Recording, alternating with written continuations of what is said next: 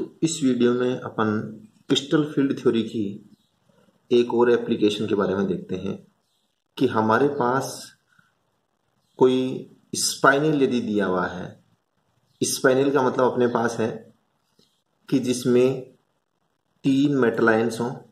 कितने? 3 metal ions हों और 4 ऑक्साइड आयन हों। तो इस तरह का जो ऑक्साइड है वो क्या कहलाएगा? स्पाइनल। इसको सामान्यतः अपन Ab2O4 भी लिख देते हैं।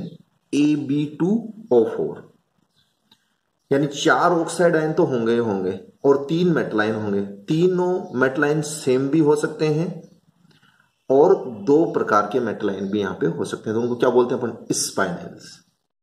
तो जो स्पाइनल्स होते हैं उनके जो क्रिस्टल स्ट्रक्चर्स होते हैं वो 2 प्रकार के हो सकते हैं, एक नॉर्मल स्पाइनल और दूसरे इनवर्स स्पाइनल।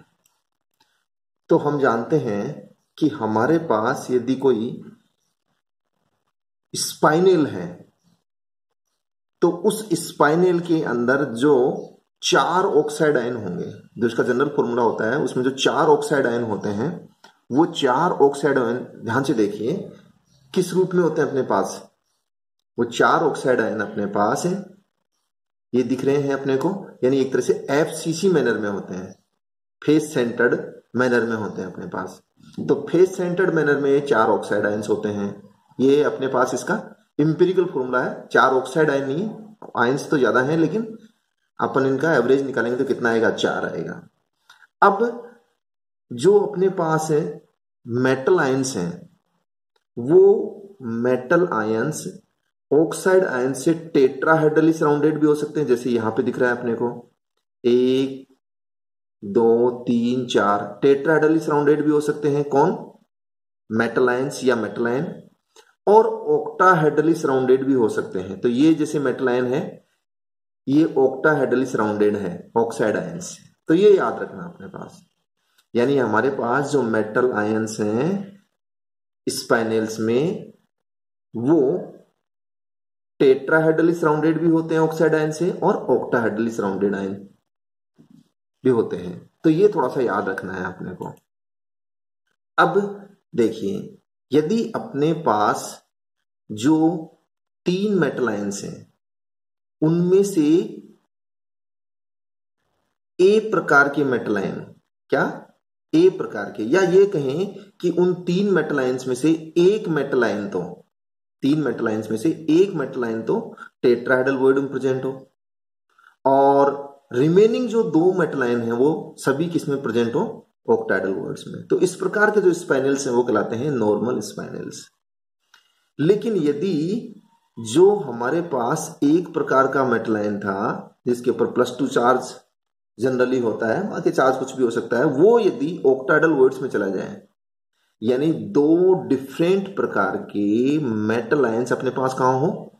ऑक्टाहेड्रल वॉइड्स में प्रेजेंट हो, और जो एक रिमेनिंग अपने पास बच गया 3 में से वो टेट्राहेड्रल वॉइड्स में प्रेजेंट हो, तो उनको क्या बोलते हैं अपन? इनवर्स स्पाइनल्स। तो एक बार वापस से सुनिए, ऑक्साइड आयंस FCC मैनर में अरेंज हैं और अपने पास जो +2 आयंस हैं वो कहां प्रेजेंट है? टेट्राहेड्रल वॉइड्स में प्रेजेंट है। और सभी +3 यानी 2 सेम प्रकार के जो आयंस हैं वो कहां प्रेजेंट है? ऑक्टाहेड्रल वॉइड्स में। और यदि ये 2 सेम प्रकार के जो थे वो कहां प्रेजेंट हो अपने पास?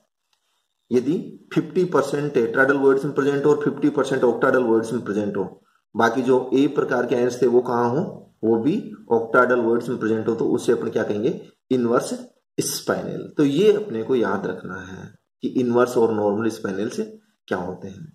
अब थोड़ा सा और इसकी स्ट्रक्चर के बारे में देखते हैं कि हमारे पास जब 4 ऑक्साइड आयंस ये वाले फेस सेंटर्ड मैनर में अरेंज रहते हैं, तो फेस सेंटर्ड मैनर में जब 4 ऑक्साइड आयन अरेंज होंगे तो हमारे पास 8 टेट्राहेड्रल वॉइड्स का निर्माण होता है और 4 ऑक्टाहेड्रल वॉइड्स का निर्माण होता है।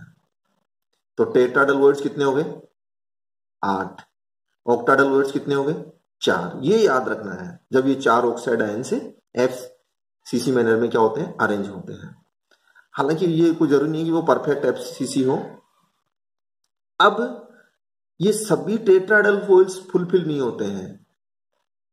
इस टेट्राहेड्रल वॉइड्स का 1/8 भाग यानी लगभग 12.5% पार्ट यदि भरा हुआ हो, ये देखो, तो 12.5% पार्ट यदि भरा हुआ हो ए प्रकार के आयन से, और जो अपने पास ऑक्टाहेड्रल वॉइड्स कितने हैं, 4 हैं, 4 में से यदि 50% भरे हुए हों, ये अपने पास क्या है, तो 4 में से यदि 50% भरे हुए हों तो क्या हो जाएगा, वो नॉर्मल स्पाइनल। इसी तरह से अपन इनवर्स स्पाइनल को देख सकते हैं। अब क्रिस्टल फील्ड स्प्लिटिंग थ्योरी ये कहती है कि इसका इस्तेमाल करके दिए गए स्पाइनल को ये प्रिडिक्ट किया जा सकता है कि वो नॉर्मल स्पाइनल है या वो इनवर्स स्पाइनल है। तो देखो, जैसे Mn3O4 ये किस प्रकार का है, नॉर्मल स्पाइनल है, ये इनवर्स है, ये नॉर्मल है, ये भी नॉर्मल है, ये इनवर्स स्पाइनल है। अब नॉर्मल स्पाइनल है तो अपन जानते हैं +2 चार्ज बाहर निकाल दिया, एक Mn2+n, जो रिमेनिंग अपने पास Mn3+n से 2 वो ऑक्टाहेड्रल वॉइड्स में प्रेजेंट है, तो ये हो गया। अब ये ऐसा ही क्यों होता है, ये ऐसा ही क्यों होता है, इसके लिए क्रिस्टल फील्ड थ्योरी क्या कहती है। क्रिस्टल फील्ड थ्योरी ये कहती है, ध्यान से सुनना, कि जो हमारे पास स्पाइनल में मेटल आयंस होते हैं वो इस प्रकार से टेट्राहेड्रल तथा ऑक्टाहेड्रल वॉइड्स में अरेंज होते हैं जिससे CFSE का मान अधिकतम प्राप्त हो, मैक्सिमम प्राप्त हो। क्या कह रहा हूं, ऑक्साइड आयंस के अरेंजमेंट से जो टेट्राहेड्रल और ऑक्टाहेड्रल वॉइड्स बनते हैं उसमें ये आयंस इस प्रकार से अरेंज होते हैं, +2 चार्ज वाले और +3 चार्ज वाले, कि जिससे मैक्सिमम CFSE का मान आए। और मैक्सिमम CFSE का मान आएगा तो अपन कहेंगे सिस्टम में स्टेबिलिटी आएगी। तो वो स्टेबिलिटी प्राप्त करने के लिए या तो नॉर्मल स्पाइनल रहेगा या अपने पास इनवर्स स्पाइनल रहेगा। तो एक बार अपन एक एग्जांपल ले लेते हैं। सबसे पहले इसी एग्जांपल को ले लेते हैं। देखो, अपने पास इसमें Mn2+ आयंस है और Mn3+ आयंस है। तो ये Mn2+ का मतलब क्या हो गया, अपने पास D5 सिस्टम, और Mn3+ का मतलब क्या हो गया, D4 सिस्टम। कौन सा, D4 सिस्टम। अब देखो, Mn2+ आयन के लिए CFSE का मान कैलकुलेट करेंगे टेट्राहेड्रल और ऑक्टाहेड्रल फील्ड में। तो देखो, ऑक्टाहेड्रल फील्ड हो और चाहे टेट्राहेड्रल फील्ड हो, अपने को पता है D5 सिस्टम जो कि हाई स्पिन स्टेट में रहता है Mn2+ में, ऑक्साइड आयंस जो कि वीक लिगेंड होते हैं। तो जब भी अपने पास D5 सिस्टम आएगा हाई स्पिन स्टेट में तो हमेशा उसकी CFSE का मान क्या रहेगा, 0। इट मीन्स Mn2+ आयंस ये कहते हैं कि चाहे आप हमें टेट्राहेड्रल एनवायरनमेंट में रख दीजिए और चाहे ऑक्टाहेड्रल एनवायरनमेंट में रख दीजिए, हमारी CFSE में कोई परिवर्तन नहीं आएगा। इसका मतलब Mn2+ आयन से तो कोई रिजल्ट नहीं निकला कि हमारे पास नॉर्मल स्पाइनल है या इनवर्स स्पाइनल है। अब अपन Mn3+ आयंस की CFSE कैलकुलेट करते हैं। तो जब ऑक्टाहेड्रल फील्ड में होता है D4 सिस्टम, तो इसके लिए जो CFSE का मान है वो कितना है, 0.6 डेल्टा O। और यदि टेट्राहेड्रल फील्ड में रखते हैं तो इसके लिए CFSE का मान आता है 0.18 डेल्टा O। देखो, ये मैंने टेट्राहेड्रल को ऑक्टाहेड्रल के रूप में ही कन्वर्ट कर दिया है, किसको, CFSE को। अब इन दोनों CFSE वैल्यूज को देखने से ये रिजल्ट निकलता है कि Mn3+ आयंस को हम कहां रखें, ऑक्टाहेड्रल एनवायरनमेंट में रखें, टेट्राहेड्रल में नहीं रखें, वरना CFSE का मान क्या आएगा, कम। तो हम तो ये चाहते हैं कि CFSE का मान ज्यादा से ज्यादा हो, इसीलिए Mn3+ आयंस को कहां रखेंगे अपन, ऑक्टाहेड्रल एनवायरनमेंट में।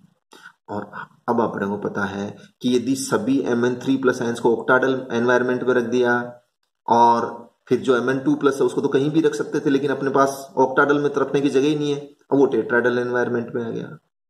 तो यदि इस तरह का अरेंजमेंट अपने पास आता है तो अपन कहते हैं कि वो कैसा स्पाइनल है, वो नॉर्मल स्पाइनल है। कैसा, नॉर्मल स्पाइनल है, ये अपने को याद रखना है। इसी तरह से देखिए Fe3O4, तो Fe3O4 में भी 4 ऑक्साइड आयंस FCC मैनर में अरेंज होंगे और हमारे पास टेट्राहेड्रल और ऑक्टाहेड्रल वॉइड्स बनेंगे। अब हम ये चाहेंगे कि जो Fe2+ आयंस है Fe3+ आयंस है उनको कैसे अरेंज करें। तो देखो Fe2+ आयंस सॉरी पहले Fe3+ आयंस को देखते हैं। Fe3+ आयंस यानी D5 इलेक्ट्रॉनिक कॉन्फ़िगरेशन हो गया और D5 के लिए आप जानते हो हाई स्पिन स्टेट में ऑक्टाहेड्रल और टेट्राहेड्रल दोनों में ही CFSE का मान क्या आता है 0। तो ये Fe3+ आयंस तो ये कहते हैं कि आप हमें चाहे टेट्राहेड्रल एनवायरनमेंट में रखें चाहे ऑक्टाहेड्रल एनवायरनमेंट में रखें, हमारी CFSE में कोई परिवर्तन नहीं आएगा। अब तो फिर किसके पास चले अब Fe2+ आयंस कि आपको कहां रखें। तो Fe2+ आयंस यानी D6 इलेक्ट्रॉनिक कॉन्फ़िगरेशन, ध्यान रखना ये HS complex high spin complex होते हैं। तो D6 को जब अपन ऑक्टाहेड्रल एनवायरनमेंट में रखते हैं तो CFSE का मान आता है 0.4 डेल्टा O और यदि इसको टेट्राहेड्रल एनवायरनमेंट में रखते हैं तो 0.27 डेल्टा O। इसका मतलब ये हुआ कि Fe2+ आयंस को कौन से एनवायरनमेंट में रखें, हम ऑक्टाहेड्रल एनवायरनमेंट में रखें। तो ऑक्टाहेड्रल एनवायरनमेंट में इसका CFSE का मान क्या आ रहा है, ज्यादा आ रहा है। जब Fe2++2 चार्ज वालों को अपन कहां रख देंगे, ऑक्टाहेड्रल एनवायरनमेंट में रख देंगे। तो अपने को पता है जो 3+ आयंस थे फिर उनमें से एक ही किस में रह पाएगा, ऑक्टाहेड्रल एनवायरनमेंट में, जो दूसरा है वो कहां चला जाएगा, टेट्राहेड्रल में। और इस तरह का जब अरेंजमेंट होता है अपने पास तो वो कौन सा स्पाइनल हो गया, इनवर्स स्पाइनल। अर्थात हम दिए गए स्पाइनल के लिए जो भिन्न भिन्न आयंस हैं उनकी CFSE का मान कैलकुलेट करेंगे और उसमें मेटल आयंस उन वॉइड्स में अरेंज होना पसंद करेंगे जिनके लिए CFSE का मान अधिकतम है। तो CFSE की वैल्यू के आधार पर अपन ये प्रिडिक्ट कर पाएंगे कि वो स्पाइनल नॉर्मल है या इनवर्स है। यही प्रोसेस आप इनके लिए लगाइए तो आपको पता चल जाएगा कि ये स्पाइनल्स जो हैं ये नॉर्मल क्यों है, ये भी नॉर्मल क्यों है और ये इनवर्स क्यों है। तो ये आपको ध्यान रखना है। इससे संबंधित प्रश्न कई बार एग्जाम्स में पूछे जाते हैं, नेट में भी पूछे जाते हैं और गेट में भी पूछे जाते हैं।